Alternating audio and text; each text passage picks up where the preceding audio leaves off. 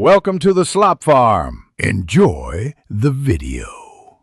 In this video, I will explain how to change your Ford Focus remote battery quickly and easily. This is a straightforward process that anyone can do at home. You will need just two items: a small flathead screwdriver and a new CR2032 coin cell battery. Make sure you have these ready before we begin.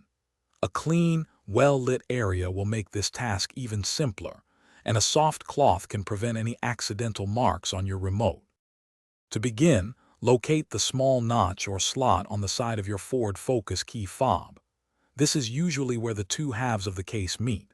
Take your small flathead screwdriver and carefully insert its tip into this notch. Once it's securely in place, gently twist the screwdriver. This action will cause the two halves of the remote case to separate. Remember to be gentle to avoid any damage to the plastic casing. With the remote case now open, you will see the old CR2032 battery nestled inside its compartment. Use your small flathead screwdriver to gently pry the old battery out. Pay close attention to how the old battery was oriented, typically with the positive side facing down.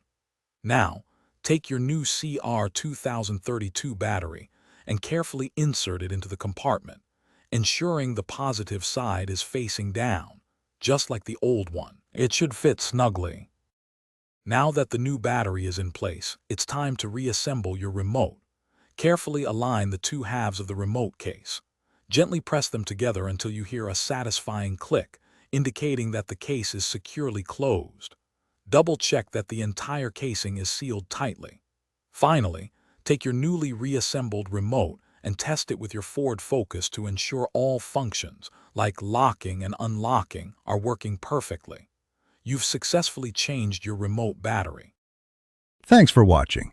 Consider subscribing if we helped you today.